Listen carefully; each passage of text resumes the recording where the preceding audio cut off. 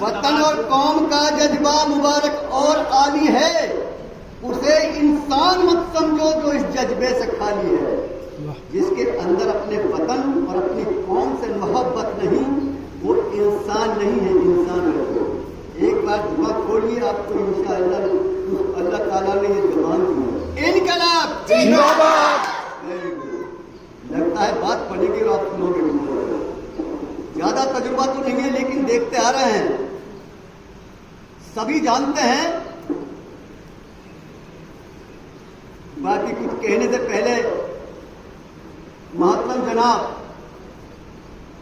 इस मदरसे के आला कमान मेरे बड़े भाईजान अता साहब जी और हार्ड वर्कर उनके साहबजादे मेरे सामने खड़े ही हैं, बाकी सारा स्टाफ मेंबर, मैं देख पा रहा हूं जो बच्चे बोल रहे हैं उससे मुझे तजुर्बा आ रहा है। मैं समझ पा रहा हूं कि वो एक मास्टर केवल एक तनख्वाह के लिए यहाँ पर काम नहीं कर रहे। मैं जब देख पा रहा हूँ मुझे लग रहा है कि वो एक टीम पर काम कर रहे हैं, एक फैमिली टाइप में यहाँ काम किया जा रहा है, ऐसा मुझे महसूस हो रहा है। तो आज सभी जानते हैं गणतंत्र दिवस 15 अगस्त आजादी का दिवस सारे भारतवर्ष में मनाया जा रहा है। सारी बातें कह ली गई हैं, सुन ली गई हैं। साहबजादे ने, अता साहब ने सभी कुछ विस्तार से बताया है आजादी के ऊपर। मैं इनका खैर मकदम करता हूं अपनी तरफ से खास।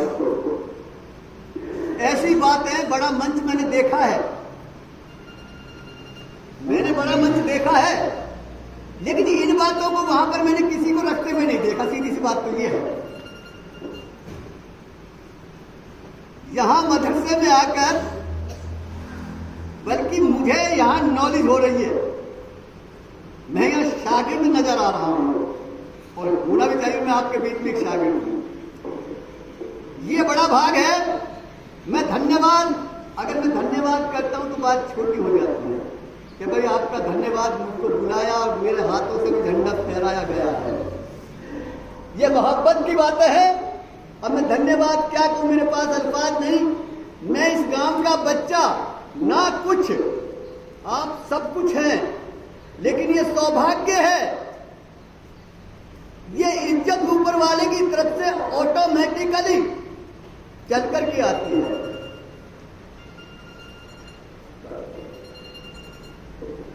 चल करके आती है और ना चीज को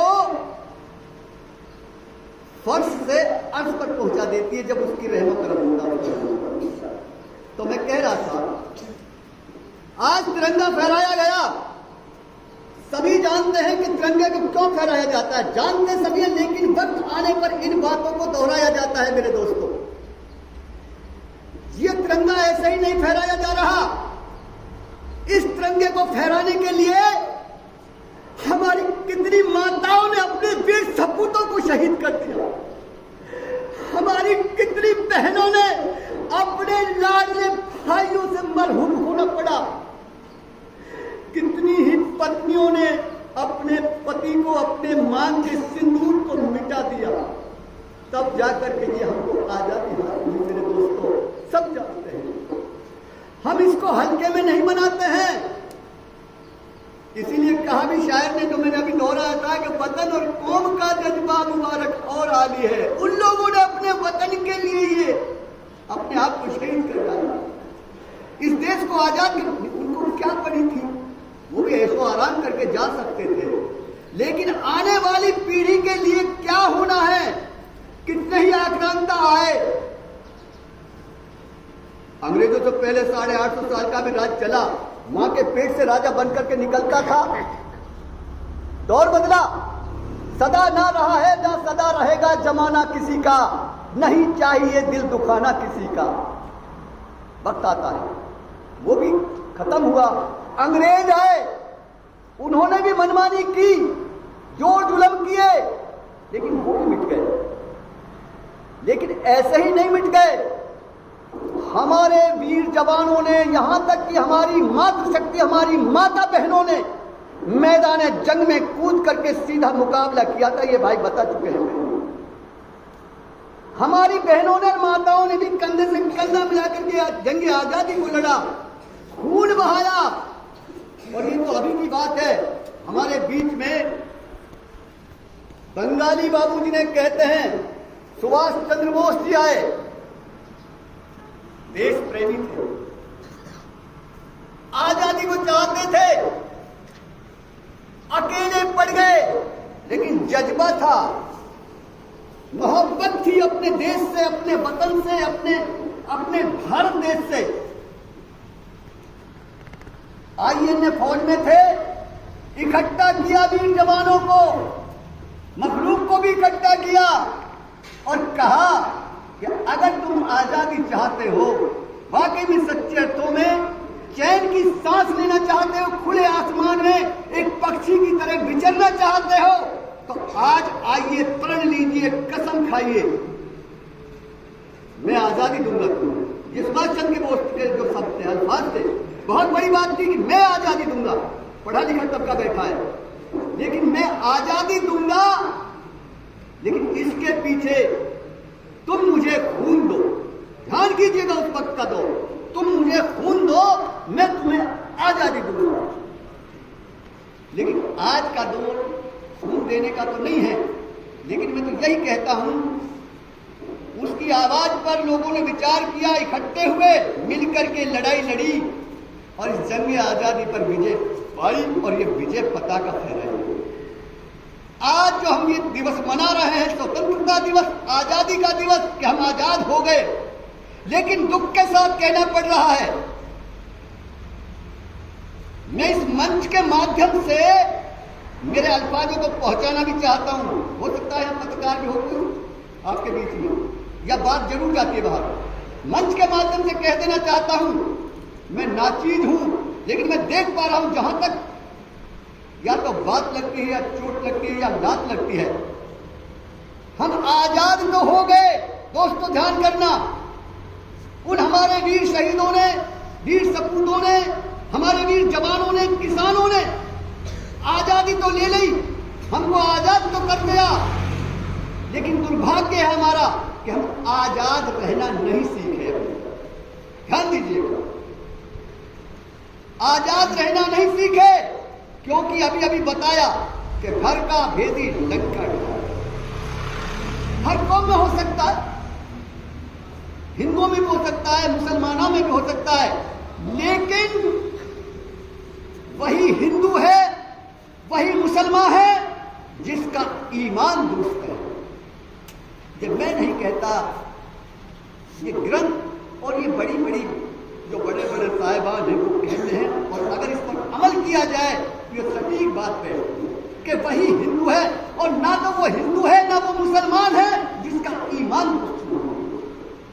इसलिए ना हिंदू बुरा है ना मुसलमान बुरा है, आ जाए बुराई पे वही इंसान बुरा है, वही इंसान बुरा है। कहा भी है कि हिंदुओं का मंदिर, मुसलमानों का मस्जिद, हिंदुओं का मंदिर, मुसलमानों का मस्जिद, सिखों का गुरुद्वारा, ईसाइयों का गिरजा, अरे यहां गिरजा, वहां गिरजा, इधर गिरजा, उधर गिरजा, अरे बंदे ये सारे उसी के दर हैं, तू चाहे जहां गिर जा, लेकिन गिर जा अड़ी होकर।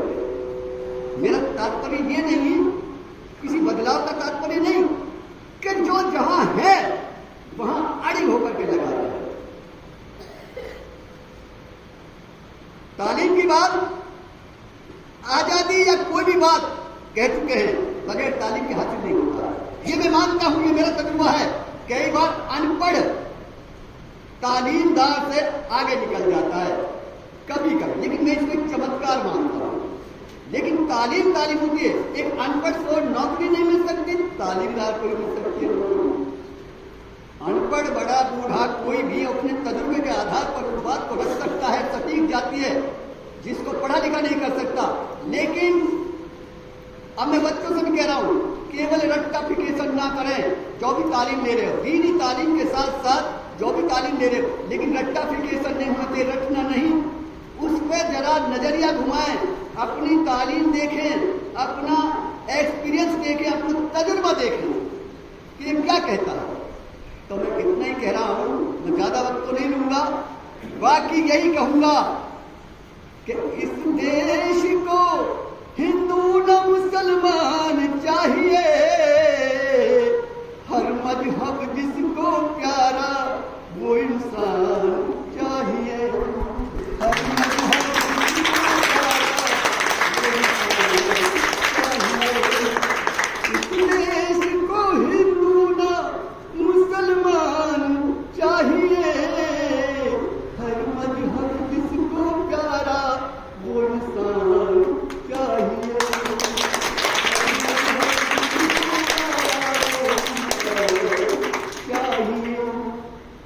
गीता ने कर्म सिखाया और गीता ने कर्म सिखाया, गीता ने कर्म सिखाया। ओ हम आदमी हैं, आदमी को प्यार चाहिए, हर मजहब जिसको प्यारा वो इंसान चाहिए।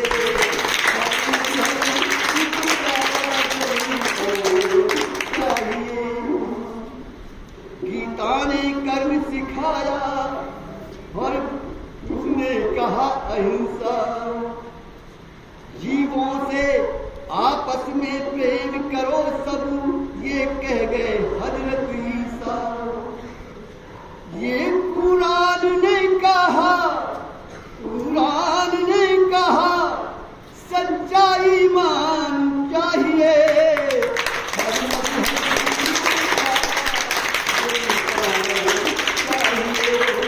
हर मजहब जिसको प्यारा वो इंसान चाहिए।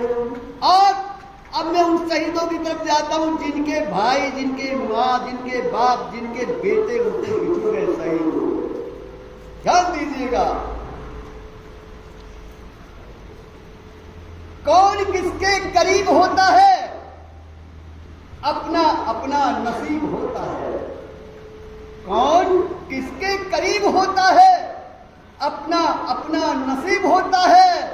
अरे जुदा होता है जब दिल से कोई अजीज अपना, तो दर्द इस दिल के करीब होता है मेरे दोस्तों, दर्द इस दिल के करीब होता है। जिन माँ के बेटे छीने, जिन भाइयों के, जिन बहनों के भाई छीन गए, जिनकी मांग का सिंदूर जुड़ गया, हमें इस आजादी को बरकरार रखना है।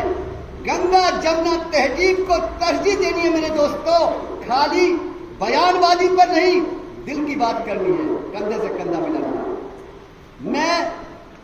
मैं चैलेंज क्या, मैं खुले शब्दों में कह देता हूं, मैं एक सुनार का बच्चा केवल हिंदू बच्चा ही नहीं हूं, मैं मियां सुनार भी हूं, मैं मियां सुनार भी हूं। तो यहां ध्यान दीजिएगा, गंगा जमुना खाली कह देना एक अलग बात है और उसको निभाना एक अलग बात है मेरे दोस्त। देखिए छोटी छोटी बातें तो हो सकती है कुछ भी, लेकिन हमें अपने देश के प्रति, अपनी कौम के प्रति और अपने माँ बाप के प्रति हमेशा अपने जज्बातों को बनाए रखना है मेरे दोस्तों। मैं अपनी खामियों के लिए कोई अल्फाज ऐसा वैसा निकल सकता है, मैं उसके लिए पहले ही माफी के काबिल अपने आप को समझता हूं। बाकी ये तिरंगा आज फहराया गया, मैं सभी का, स्टाफ का, बच्चों का, अपने ग्राम निवासियों का, मैं नाम इसलिए नहीं ले रहा, मैं किस किस का नाम लूंगा, किसी का रह गया तो अच्छा भी नहीं लगेगा। बाकी सबका हाथ जोड़ करके मैं अभिवादन करता हूं, अपने आप को बड़ भागी समझता हूं कि मेरे गांव वालों ने मुझ नाकाबिल को कुछ काबिल समझा। ये मेरे लिए बड़ी सौभाग्य की बात है भाई, इसके लिए तो एक ताली और बजा